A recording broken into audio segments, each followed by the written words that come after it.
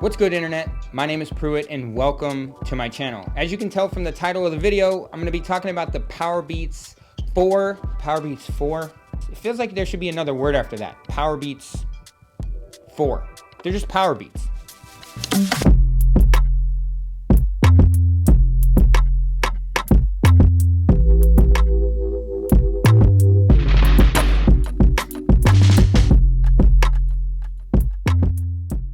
Whatever you want to call them, that's what we're talking about today. And I personally really enjoy reviewing headphones. One, because those videos always seem to do well on my channel, but also because it combines two of my favorite things, which is technology and music. So getting those two things together on purpose and kind of taking some time to think about how they interact, kind of how they go together, is a lot of fun. And so that's exactly what I did over the past 3 months with these headphones. Now, I've already reviewed the bigger brother of these headphones, the PowerBeats Pro, and I've reviewed an older version of wireless Beats called the Beats X. So I've got a pretty good understanding of what you should be expecting from these headphones in comparison to other Beats wireless headphones from the past and Beats headphones that are more expensive. But before we get into the review, I want to go over 5 different categories that I'm going to be judging these headphones against. I brought out this kind of categorization for my PowerBeats Pro video, and I think it helped a lot to kind of quantify what's good and not so good. The first one is fit and comfort. Number 2 is charging and power. The third one is connectivity. Number 4 is sound quality. And the last one is extras. Just anything about these headphones that kind of stands out, that makes them a little bit more special than other headphones. And I think that it is important for them to be in that order. I do personally think that for most people, sound quality is the least important factor. And I think the way they fit, that is actually the most important, because people aren't gonna wear something that is uncomfortable, no matter how good it sounds. So that being said, let's get right into these categories and talk about the PowerBeats 2020, PowerBeats 4, PowerBeats non-pro, don't know what to call them. So fit and comfort. Right out of the gate, I'll say these headphones are some of the best fitting that I've ever used, and that comes down to their dual fit design. So they have a piece that goes into your ear canal, which is pretty normal. There's adjustable sizes for different ear sizes, so you can swap them in and out like pretty much every other pair of headphones ever. But there's also a wing that goes around the back of your ear, and that has like a moldable piece of wire in there, and you can kind of crunch it down around your ear to get it to fit nice and snug. So those two things together make these headphones impossible to fall out. I mean, they are gonna stay in your ear for almost any situation, which is great. But they're not too tight that they become uncomfortable after a short period of time. I've worn these headphones for 4 or 5 hours in a row while I was working, and I have no issue, just like PowerBeats Pro. So that is a great thing that they've carried over and brought in from the more expensive model. And other PowerBeats in the past have had this kind of look too, but it works really, really well here. So for a headphone that is kind of oriented towards sports and action and moving around, I think it does a great job of providing the fit that you need if you're going to be doing any of those kind of things. Of course, where these headphones start to differ from the PowerBeats Pro and other truly wireless headphones is that they have a cable that connects the left and right earpiece. But because that cable is there, I did find that it got in the way a little bit. The cable is a little bit too long for me, and the plastic would kind of grip on the back of my neck, and as I turn my head, it would kind of get caught and then pull or tug a little bit against that earpiece. Now, the headphones never came out of my ear because they fit so good, but it's a little annoying. The cable could be shortened. What I did was I just got a little twisty tie, a little Velcro tie, and I just kind of twisted it up to kind of hold the cable so that it was a bit shorter, and then it was perfect. This is a weird omission. Other headphone companies have included a little clip to allow you to shorten the cable, but it's something you can fix on your own. It's not the end of the world. If you get that cable a little bit shorter, these headphones on fit and comfort, in my opinion, are almost perfect. All right, so the next thing is charging and power.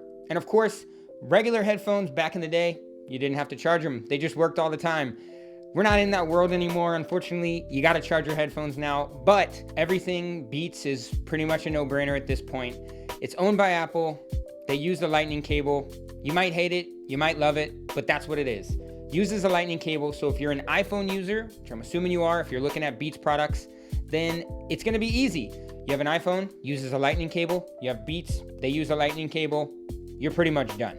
It's really nice. If you aren't an iPhone user, well, it comes with a lightning cable in the box, and lightning cables are pretty much ubiquitous, so it's not a huge deal.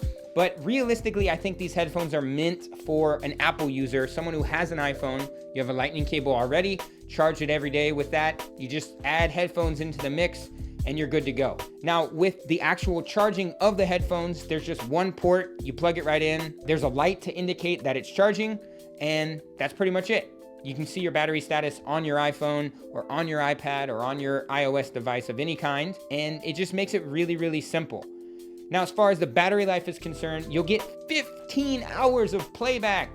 That's so much playback. So I think the battery life on these headphones is crazy good. It's better than the PowerBeats Pro, if I'm not mistaken, which is crazy because I never think about charging those things either.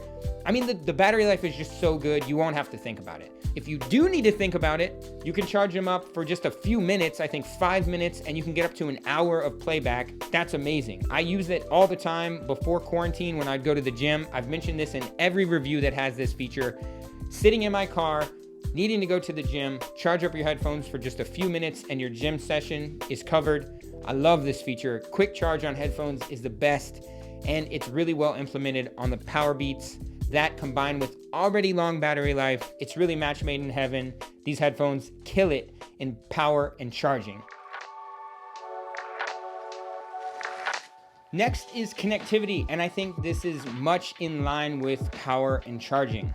Again, Beats is owned by Apple, so it's getting all the best integrations with iOS, and it's gonna work identically to something like the Airpods. So as soon as you open up the box and power them on, you're gonna see a prompt on your phone. That prompt will basically just say, hey, we've discovered a Beats product or an AirPod product or whatever wireless headphones you've got, and it'll just prompt you to connect. That's it. It's super easy. Apple has built this directly into the iOS system, and that's an advantage they get to have because they own all pieces in this chain.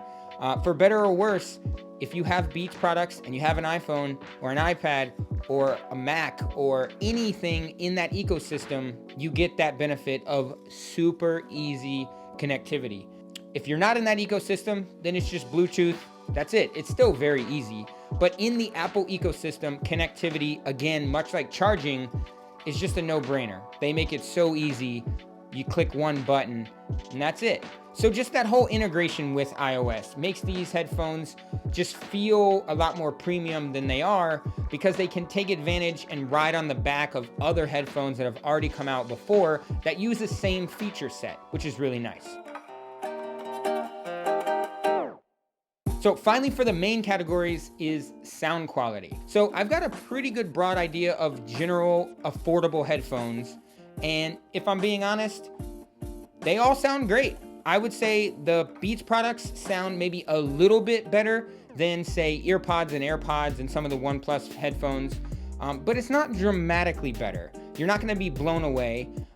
The seal in the headphone, like in your ear, is really good, as I mentioned before. So that's helping with bass response, that's helping with overall clarity. You're not gonna have to worry about outside noise, really kind of killing the experience.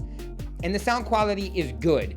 I don't think anyone's gonna be blown away, but when you're looking to just kind of get a run in, or you just need some motivation, or you just need some good music, or you wanna listen to podcasts, it's amazing. I mean, they sound so much better than most headphones that people are used to listening to. They're adequate to above average, and that's it. But I think for this price, that's not a bad thing. And considering the convenience factor, they're very good. Usually you have to have a trade-off, but here you get good battery life, good connectivity, good sound quality, and good materials. So, you know, sound quality, it's gonna be better than what most people expect, and I think that makes it good enough. Okay, so in the extras, the number one extra I would mention is the buttons.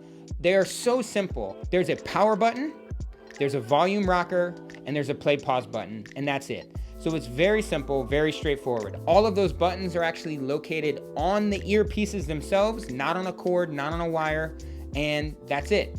A lot of times buttons on cheap electronics suck, not in this case, which is so nice to see. The next extra is that they come in some different colors. You get white, red, or black. Not a big deal, something nice. If you don't like red, you don't like white, you can get black. You can find something that fits your style a little bit better. So compared to, say, the PowerBeats Pro or Airpods, there's no case. There's no other thing to charge. There's no other thing to lose. I like that, personally. I've not had an issue with the PowerBeats Pro, but that case is a little bit bigger than I'd like. And on the other end of the spectrum, AirPods, the case is quite small and the earpieces are quite small. If you're looking for something for a teenager, or if you just don't want to fumble around and have all that extra stuff, then the design of these headphones is gonna really benefit you because it's one piece, they're connected with a cable, very hard to lose it. So if you need to just store them around your neck, boom, you're good. I mean, this is really convenient. It's something that I've missed with wireless headphones. Future me here, thank you so much for watching. I really appreciate it. If you like this video, then definitely get friendly with that like button below. If you loved it, then think about subscribing to my channel. I've got other videos on headphones that you might want to check out as well. And I'm just always trying to make more videos and do more creative things to put on my channel. So I appreciate you so much. I will close with this. If you're in a position to donate money or time to any of the amazing organizations that are out here helping people in 2020, I would really recommend that you do that. I've donated some, and I intend to donate some time as well. I'll have some links below to some organizations that I think could really use a little bit of extra money or time. There's a lot going on right now, and I think anything that anybody can do to try to contribute to the progress that is being made goes a long way. So thank you so much for watching. I'll see you guys in the next video. Later.